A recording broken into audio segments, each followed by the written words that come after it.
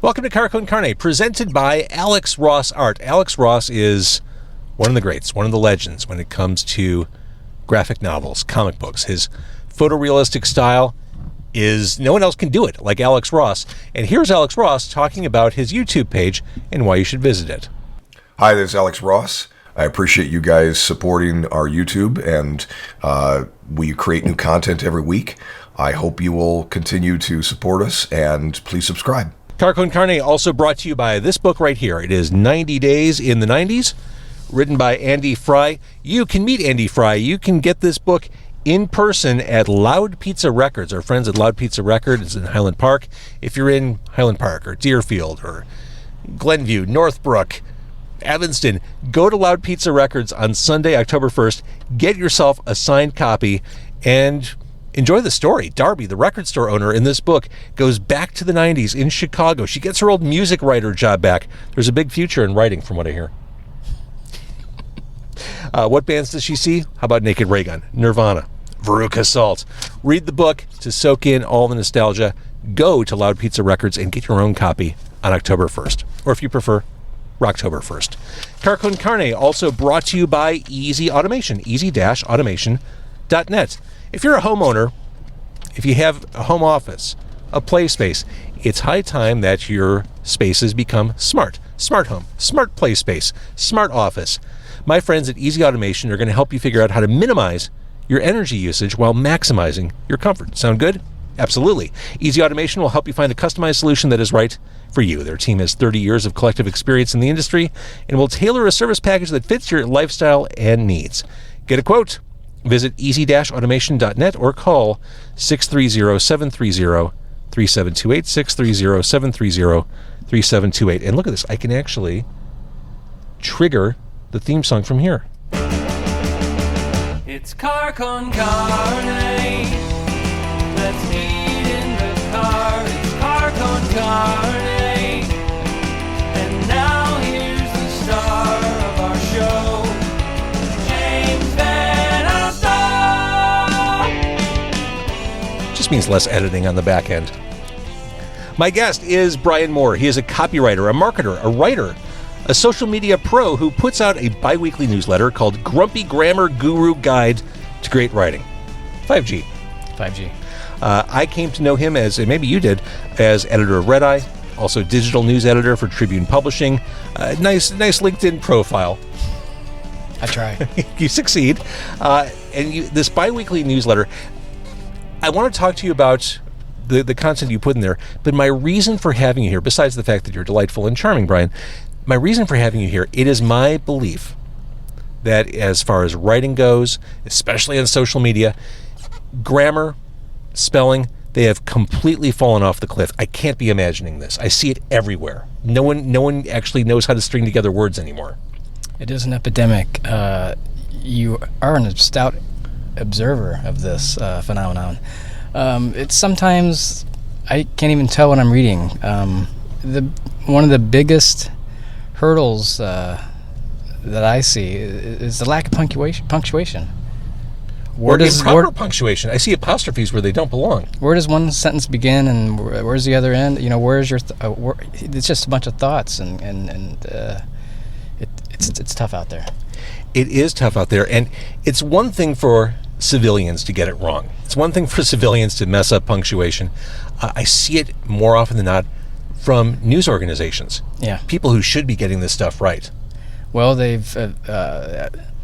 I know this from firsthand experience. A lot of organizations in this city and probably across the country, they have gotten rid of their folks with experience.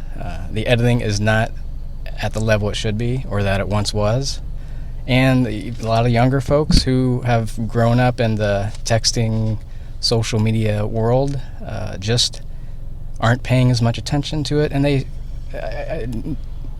would say, go as far to say they don't care about it. We've gotten by with the texting that we do, and we all understand each other, so what's it matter if the social posts don't look good? Or every time I see a meme with a misspelled word proliferate across the web, it feels like another dagger in my heart. What is the memeification of language, I think, across the board? That's what it is. Yeah. It works for this meme, and I got, 45,000 likes with using this meme, so who cares if that word is misspelled or that punctuation is in the wrong spot? I asked my children, who are 17 and 21 respectively, I'm a bit older, what they perceive to be the issue, and if they perceive an issue. And my son said, well, my generation grew up with spell check. They never had to know how to spell anything. Right. Everything was corrected for them. Yep, that's true. It's a crutch. And if you don't, it's just like a muscle. If you don't use it, the muscle being the ability to express yourself properly, if you don't use it, it's not there. I have a dictionary in my house that I don't think anyone but me has picked up for years. It's as big as my head. It's huge. Well, it's sure. the biggest thing that you can possibly find. Well, I wonder if people... Here's another thought I had. I feel like people are just reading less. Another thing I see on the web, on social, words being spelled phonetically, which to me says that the person writing that word has never seen it in print before. They've just heard it. Right. Yes. So yeah, I've seen that too. Yeah. I feel like people just aren't reading. The haftas, the couldas, the bias, it's I don't know where to start. Well, and you kind of touched on one of the core issues here. Journalism has changed. It's been deprioritized by the companies that put it out. Yes, it's true. And it's unfortunate because editors do more than just correct punctuation, make sure words are spelled right. They make sure facts are true to life. They make sure that a story reads well. It's logically organized so that the reader can understand it and that it makes an impact on them. That the quotes are impactful and they say something other than just filling up space, which I think a lot of stuff that I read now is just we got to fill out 16 inches in the newspaper, right. So we're going to write to 16 inches. Are newspapers even part of the equation anymore? I will have to say, and for everyone who knows me out there who watches this, when I say this, you're gonna shake your head. I don't subscribe to a newspaper anymore, an actual print newspaper. We have a free one that comes out here in Brookfield, but otherwise, I dropped my prescriptions long ago. My subscriptions, not prescriptions. I'm language. I shouldn't be making mistakes like that. Well, you're human too, which brings me to my next question. And we're at a taco joint here. We got tacos. Yeah, we did. Do you feel like you'll be more conversant over food? Yeah. Yeah. Aren't we all? We are. That's why I'm doing this in the car. I think there might even be chips here, which are absolutely murder to have on Mike. I was going to say, can we crunch those all night? All night. All right, so you got a veggie. I don't know what's in here. We got 2 chorizo tacos. Seem like a safe bet. They're really going to make me earn this. God. This feels veggie. Yeah. All you?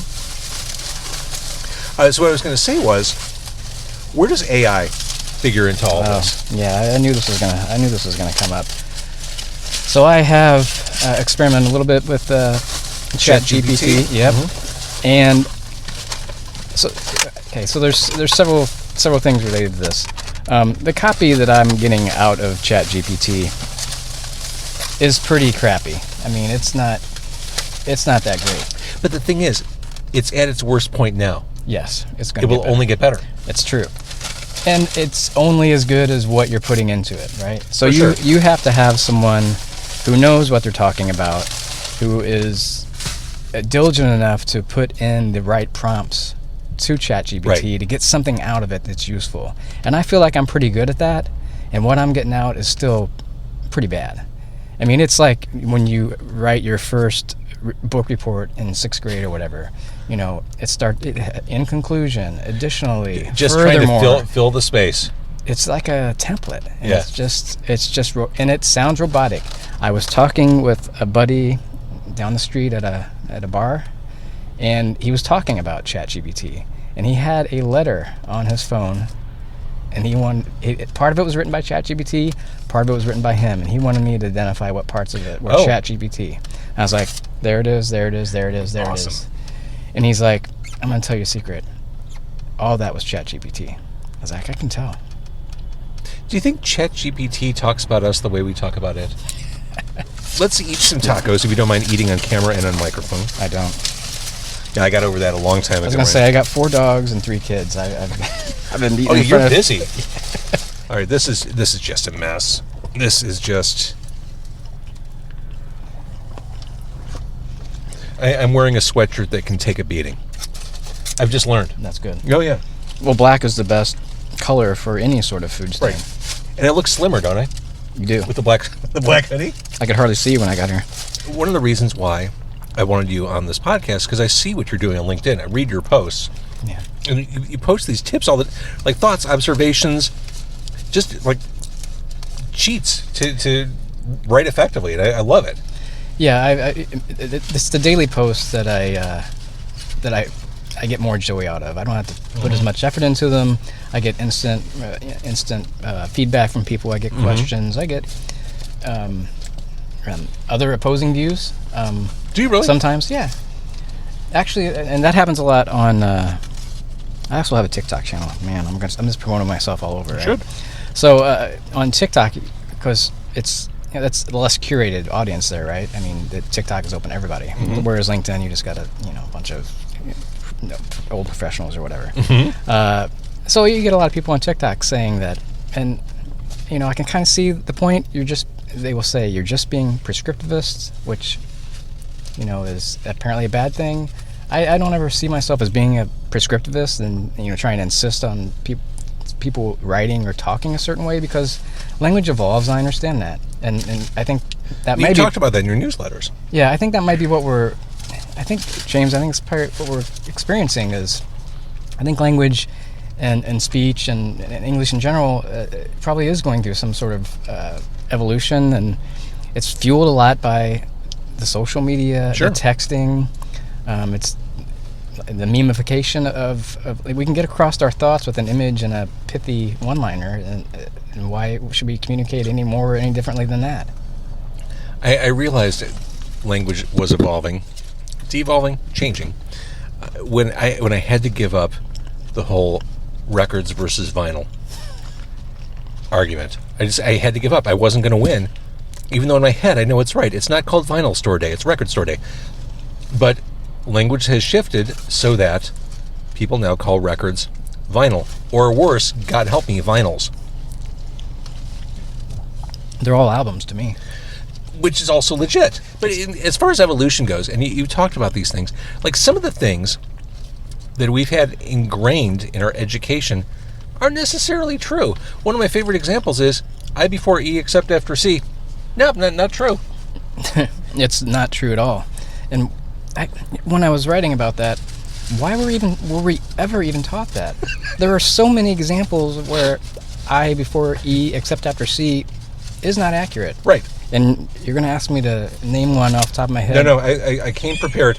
Science. Yeah. Glacier. Yeah. Ancient. Yes. Uh-huh. Yeah. It's an ancient rule. So, as we make our collective way through social media, as we write for our various jobs, as we write to our friends, are there tips we should be considering? Did you come prepared? I have some general tips. I'm not going to be able to tell you how to use its apostrophe S versus its no S, correctly. If you're at that stage of writing, then just don't even attempt to write anything at all. Or how about the people who add an apostrophe to plural words? My God. Happy holidays from the Moors, apostrophe S. I was going to say every Christmas you know who those people are. So yeah, some general tips. And you kind of touched upon it when you introduced, when you talked about writing for this, that, or the other. Know your audience and know your platform so writing on social media is a lot different than writing a cover letter for a job. Mm-hmm. And yes, some places still require you to write a cover letter, so I hope you know how to write a cover letter. But what's acceptable on social media? I know that you have been frustrated by social media and what you're seeing out there, and I am too, especially not from my friend down the street who wants to go hang out at the bar, but like brands or news organizations or people who should know better about how to properly write. So those on social media, those messages on social media are different than the cover letter that you're going to write, the report you have to give your boss at work, the paper you're turning in to your professor in college. There's a lot of different levels of writing. Know who your audience is. If you're just writing grandma a text, well, your grandma wouldn't have a phone and getting text, but Right. if you're just writing your friend a text, the rules are different, of course. We don't have to be anal about that stuff. But you have to be, to a certain point, you got to be understandable. So that's my first tip. Know your audience, and know your platform. Basic, Basics, yeah. one size fits all tip. Yeah. Okay, here's another. Get to the point, be quick about it, right? Brevity. Now, that's great for writing and whatnot, maybe not so great for forums such as this. But I try to keep things brief. right. We want people involved and to watch to the end of this video, because I got a surprise at the end. Ooh. Actually, it's in my car. Ooh. But get to your point. Be quick about it. It's true. The attention span has waned. People just don't. I mean, I don't scroll through everything that I see that I find interesting. Even if I find it interesting, it's like, okay, I've spent 25 seconds on this. That's time to move on. Get to your point. Use short paragraphs. Use short words. Use short sentences. Don't drag everything out. People just they're not in it for the long haul, unfortunately. I wish they were. I like to write long form. People don't like to read long form for the most part. The days of the daily blogger are kind of over. Yeah. I used to love blogging. You couldn't nail me down to blog twice a week right now. It's a lot of investment. It is. Well, I mean, I understand that. It's a lot of investment for me to write it, right? Or for you to write yours.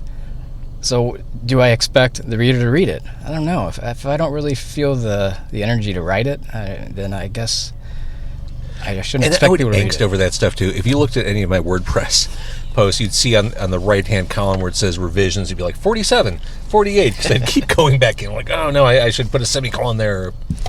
Another tip that I like to tell people, and this might take you aback a little bit, but write like you talk. Of course.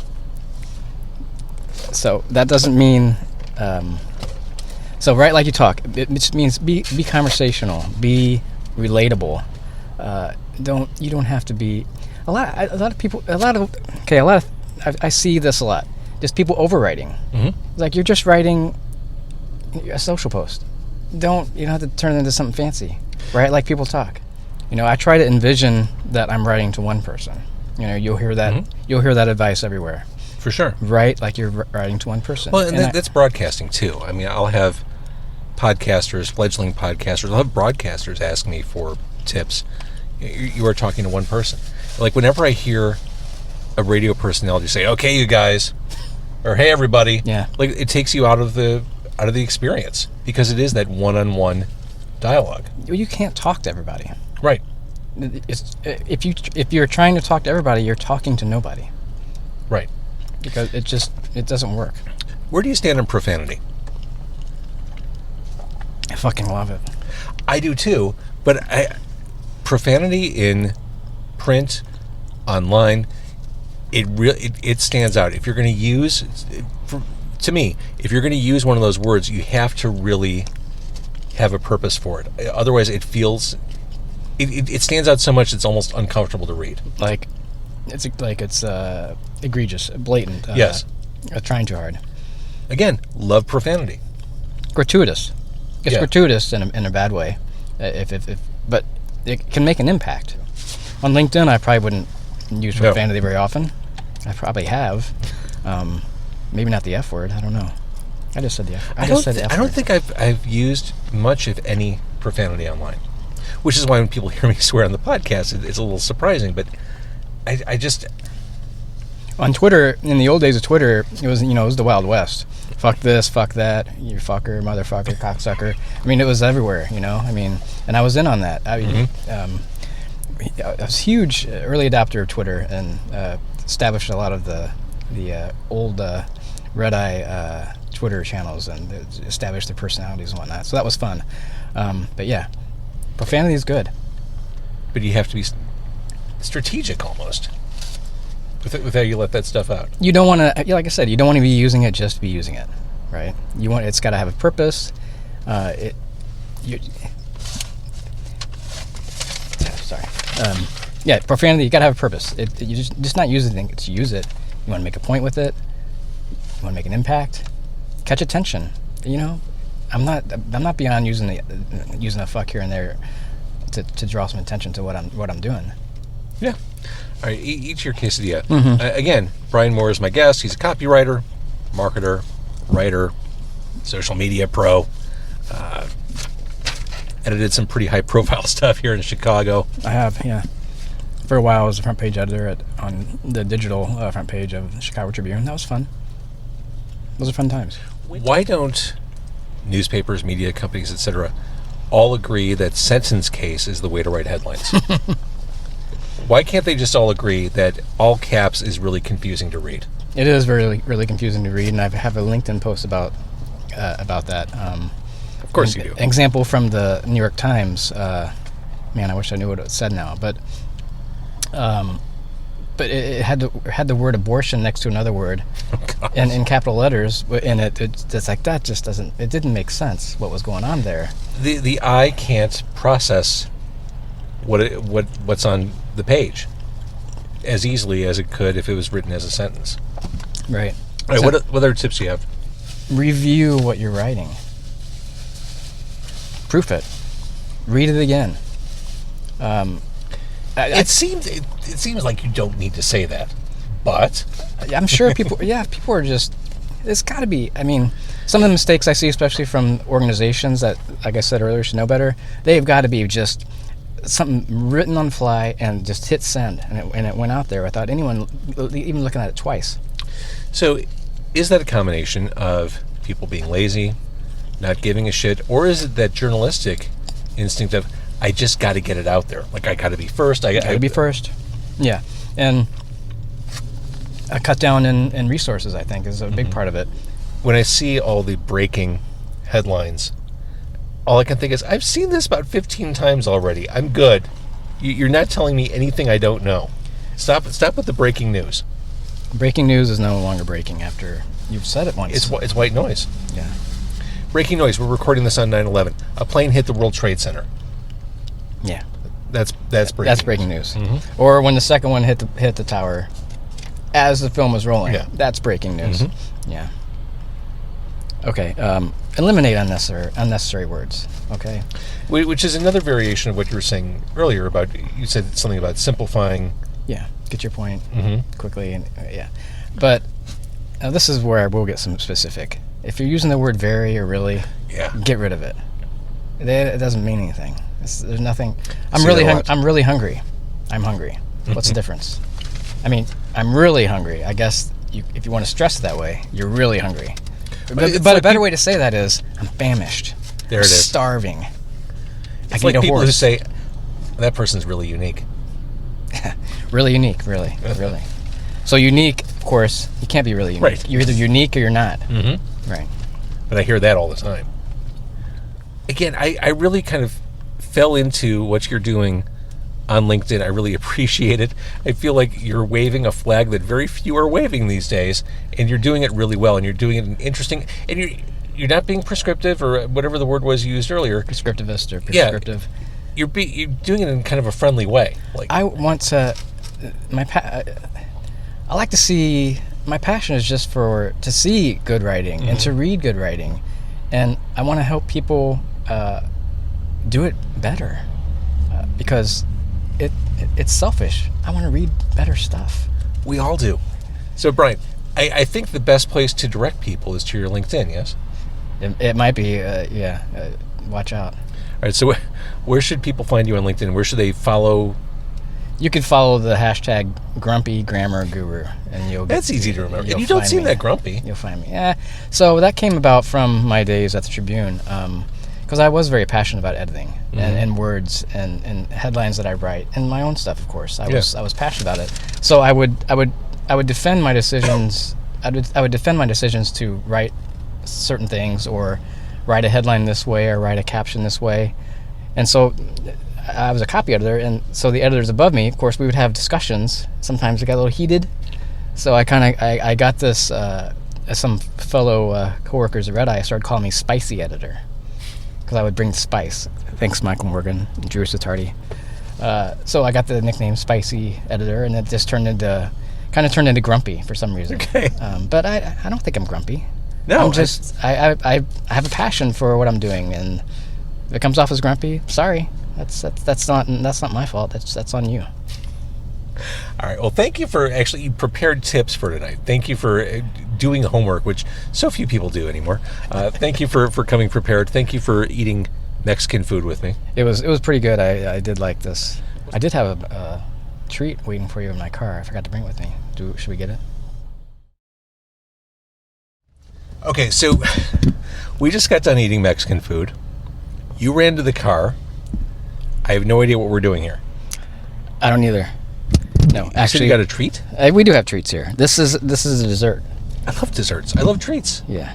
So these are vulgar vegan cupcakes. Vulgar vegan. Yeah. My wife's has a business. Does everyone in your house have some sort of enterprise that alliterates? So this is the thing, that it's the marketing that she does is so it's on brand for her, but it's on brand for me, because it's about words and being vulgar, because she likes to curse like me, and she also has a writing background. So it's the vulgar vegan cupcakes. The vulgar vegan. The vulgar vegan. So vegan house. I mean, I saw you had vegetarian. Yes, I'm vegetarian. My wife is vegan. All right. Oh yeah, because you had dairy on your. Yeah. So we have a Death by Double Chocolate. Death by Double Chocolate Nice. cupcake here. Yeah. Now these are vegan, but you won't know it. I love that. What's this? This is called. Can you see that? That's can. Breakfast at Tiffany's French toast inspired cupcake. Oh, that's the one. Yeah. There's Damn right, I got the blues. Blueberry? Blueberry lavender.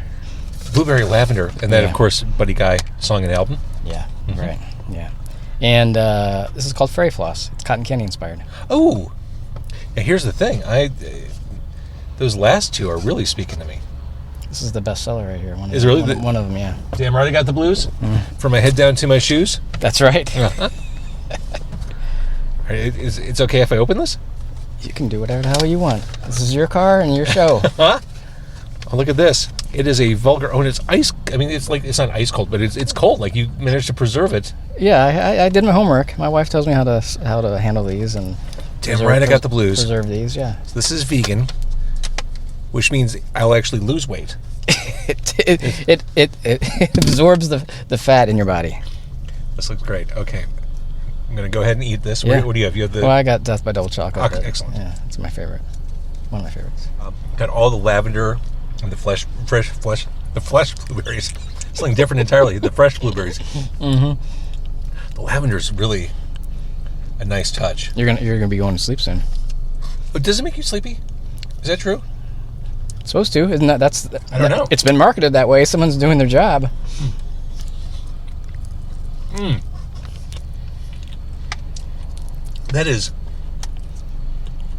That's delightful.